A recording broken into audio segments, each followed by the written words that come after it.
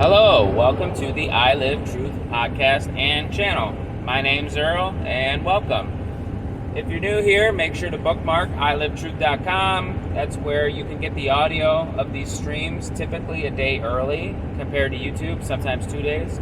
Also, join the Telegram channel, I Live Truth. And if you're new, make sure you subscribe, like, comment, and share this. So today we're going to be talking about conditioning yourself, your family, how it works, and why we need to be conscious of it. So this morning, my mom and I were talking about my son eating some kind of food. I don't know what it was, but he didn't like a particular kind of the baby food pouches we get. And yes, obviously it'd be better to make our own baby food, but we don't. So he gets pouches, and most of the time he just gets pieces of whatever it is we're eating. We make most of our food from scratch. We don't use like pre-made seasonings or most sauces, but we even make our own bread with a bread maker. It's super easy, by the way, and incredibly healthier. But anyway, so she was giving him a banana, and she was going to give him a banana, and she mentioned that my girlfriend said he didn't really like them, and I'm like, well, just try it again, you know? And he ate it, you know. She mixed it with some watermelon and watermelon juice, like mashed up together in a bowl.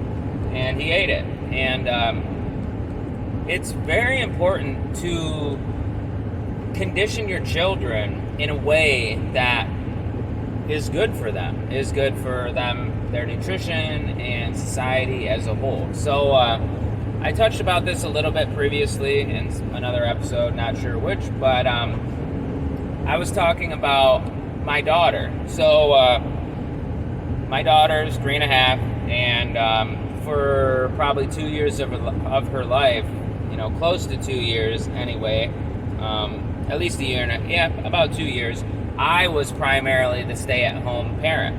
And it was my girlfriend first, and then, by close to the 1 year mark, she wanted to go back to work, so I stayed home. And I made it a point. Like I don't know how I even realized this, but I was feeding her everything. Every single thing that I was eating, I gave to her, like sardines, everything, like things that most people wouldn't even consider, baby food for kids that age. But yeah, so she'd eat sardines. She eats literally everything. The only thing that I've found that my daughter does not like, or at least eat, like with no problems, is grapefruit. And come on, who really likes grapefruit? Really? Why is it so tart or bitter or whatever that flavor is, or that trait?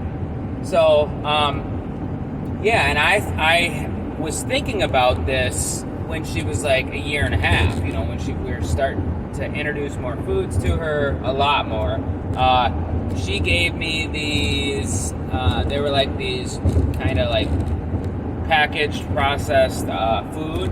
And this was when I didn't realize the truth about like soy protein isolate. I mean, I knew soy produced estrogen or increased estrogen production. I knew it was not great, but I was more in the camp of, all right, I don't want to drink cow milk anymore. I want to go like full plant-based. Like I believed this. I even stopped drinking milk because I thought that it was unhealthy for you. Like there's a lot of information out there. Some say that milk is fantastic for you, cow milk, and others say that it causes acne and fluid in the lungs and like all kinds of these things. So I started trying to go towards plant-based things like almond milk.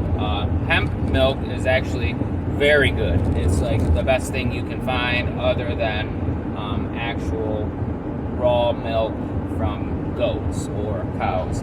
Goat's milk is more human-like. Cow milk is a very acceptable choice. And for the plant-based alternatives, hemp milk all the way. Allegedly, you can survive just eating hemp alone. It has all the nutrition that is required by a human body to function. So like hemp protein powder, that's a really good thing to have in your stockpile. But anyway, so we had these like crisp thing. They were almost kind of like fries, like shaped like a thick French fry, and they were crunchy like a chip.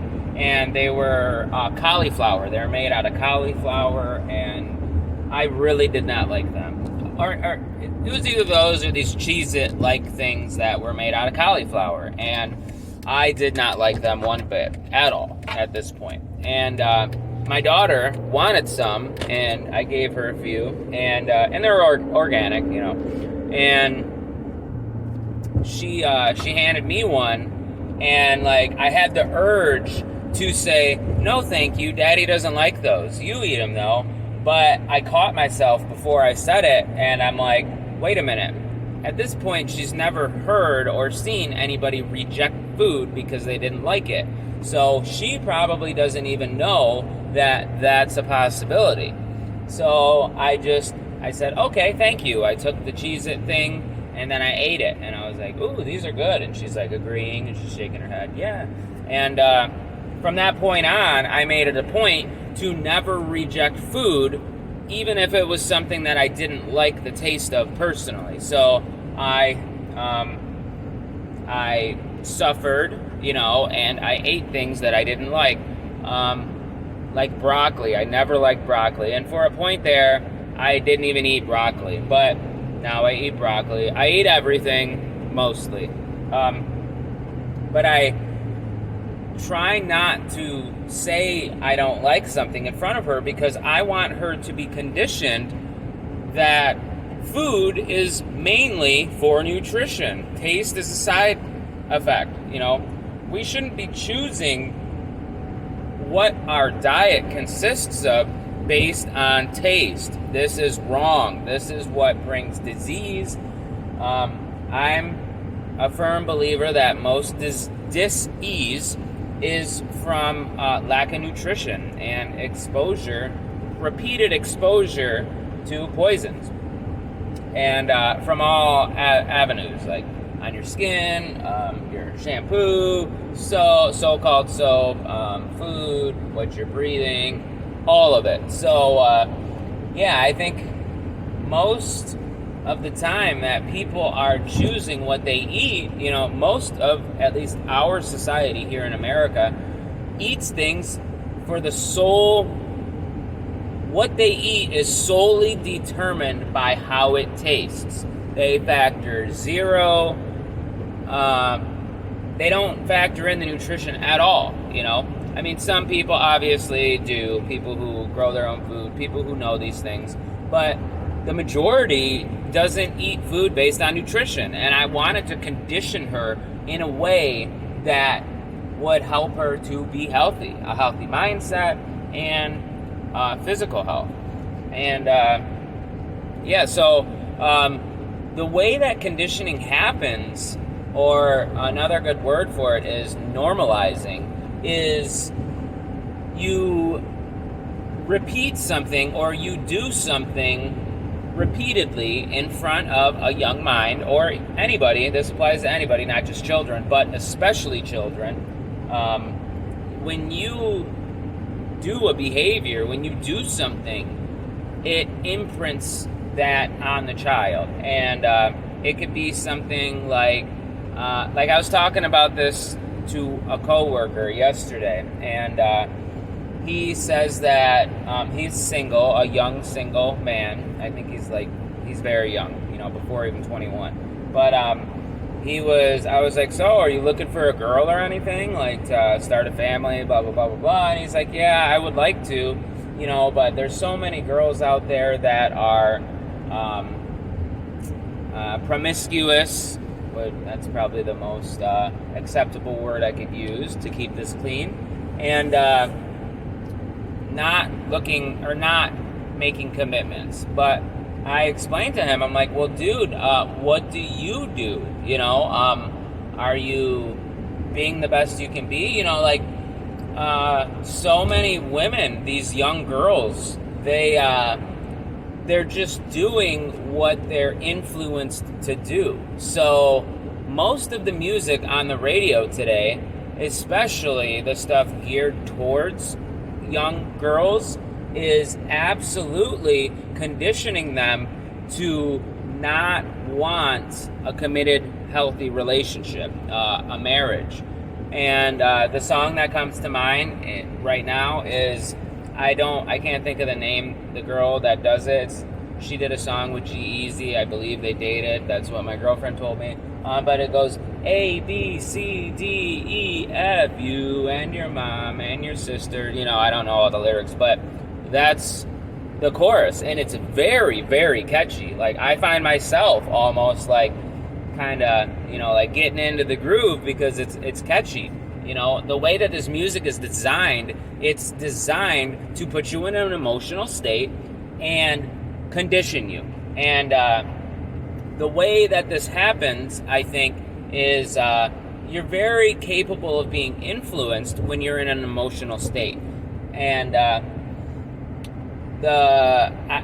don't know, like, I don't think there's like some master plan where, I mean, it seems that way because all of the music is promoting the same thing.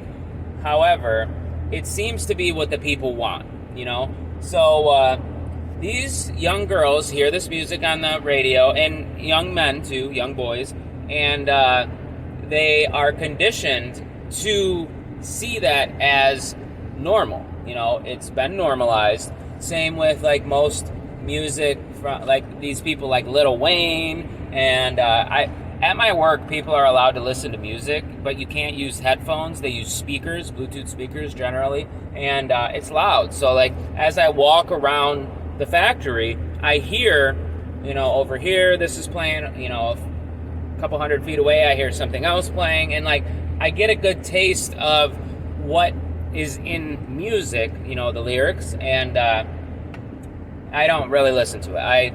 I don't want that stuff to be even in my mind, let alone be listening to that in front of my children or with my children. So I heard a Lil Wayne song. I used to listen to rap, you know, that used to be my go-to. Tech Nine was one of my favorites. I kind of still do like him, you know, he's one of the greats.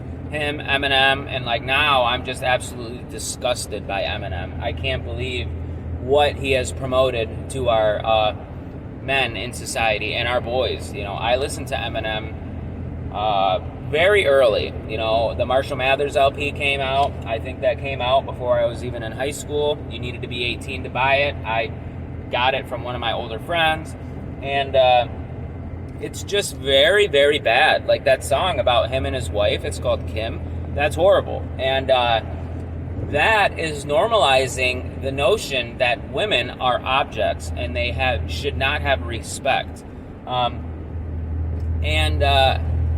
This, over an extended period of time, coming from all avenues, like the TV shows we watch, most shows nowadays, they're about like single people, and when they do get in relationships, it's just, they're not promoted. Yes, they do happen, but the good, the true, and the beautiful is not focused on, and it's a problem. So anyway, you're a young girl, you're back to the coworker I was talking with about him not wanting a promiscuous girl to make his wife. And I said, well, what are you doing? How are your actions helping condition the young girls, your peers, that they need to be promiscuous, or they should be, or that's good? So just by consuming this type of media, like, say you don't want a girl that has been with a bunch of men, or a bunch of boys if you're younger, yet you still listen to music that promotes that, like you listen to Eminem, Lil Wayne, all these other new people. I don't know, I haven't listened to rap for years, but if you're consuming music, and if you say that you like music that objectifies women, or watch TV shows that objectify women, then you're part of the problem. Your behavior is creating a need, a consumer for this type of thing, media that's promoting this type of behavior. So it's like, all right, you don't want a bunch of men, or a girl that's been with a bunch of men, but everybody still watches porn. Like, you're feeding that. Because you're consuming porn, you are promoting the notion that women need to do this. And granted, most of them are they think they like it, they think they want it, but it's because there's a consumer, there's a demand for it. And if you truly want a girl that is moral and hasn't been with a bunch of men, or wants a committed relationship and a family, then you can't be consuming these products, this media that creates a demand for it. And so I think that's how young girls are conditioned to, and young boys too, everybody. That is how people are conditioned, through the media. They're put in an emotional state using repetitive, hypnotizing music that puts them in a trance-like state, and then garbage is pumped in, and you can use this knowledge, like, you can use these techniques to condition yourself and condition your family in a healthy way, in a good way. So, like I was explaining earlier with my daughter and the food, we conditioned her to not focus on taste when you're eating food, because it should be a source of nutrition. That's what it is, And also, if you are trying to improve yourself, try to grow, then you've got to condition yourself consuming things, exposing yourself to things that have people talking about or doing growing, Like, I don't listen to rap music anymore. I don't really listen to much music at all, but you can still do it. Like, there's this album from conspiracy music guru called True Solfeggio, and it's healing frequencies overlaid with gentle, relaxing, interesting music, So you can listen to this stuff while you're driving, and you can become relaxed. You can use it to slow your heart rate down, to even lower your blood pressure, and all these other amazing things. But we don't have to be victims to trash or garbage or immoral things. We have the option, just by changing what songs we listen to, or if something's playing on the radio and you hear that they're talking about objectifying women, or any type of thing that is talking about or expressing or focusing on a reality that isn't good, then turn it off. You don't have to listen to it. There are tons of other things, or just listen to nothing, It's and the same with your thoughts, like I was saying, I haven't listened to music much the last couple years, and I find myself hearing these songs in my head that I haven't heard in years, and most of the time it's garbage, or at least nonsense. Like the other day I had this song in my head from a theme song for a local carpet company. Like, what? Why is this taking up my mental space? However, it's easy to change. You just have to consciously say, oh, I can't believe I'm thinking about this. That's weird. This is very unproductive. It's draining my energy. Let me switch to prayer. God, please help me gain strength and help me notice when you're working in my life. Things like that. And just doing that is a way to condition yourself towards success or growth. So it's inevitable that we're going to be exposed, that we are exposed to all sorts of things that are meant to drain our energy, or that are draining our energy. Maybe it's not intentional, maybe it is. I don't know. I don't care. All I care about is the fact that I don't need to prescribe to it. I don't have to consent to it. I can change what I'm putting in, what I'm exposing myself to, and especially I do that with my children, And so conditioning and normalizing can be very, very good and very helpful if we're consciously choosing which things we want to condition ourselves to and condition our children to.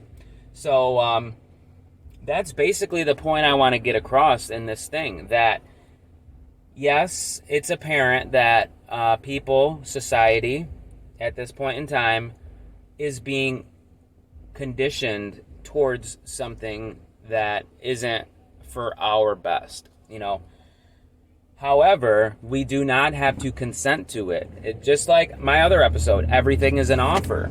It's an offer. It's not being inflicted on you, and you don't have to just take it all and not be able to do anything about it. It's an offer, guys and gals.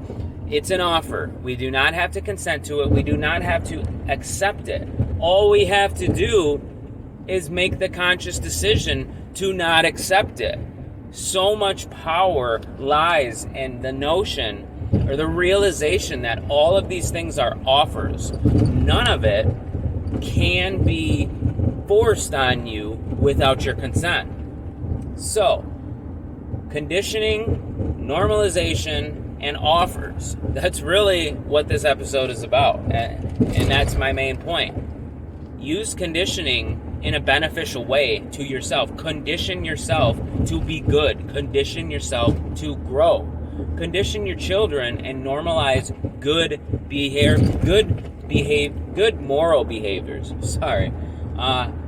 So that's it.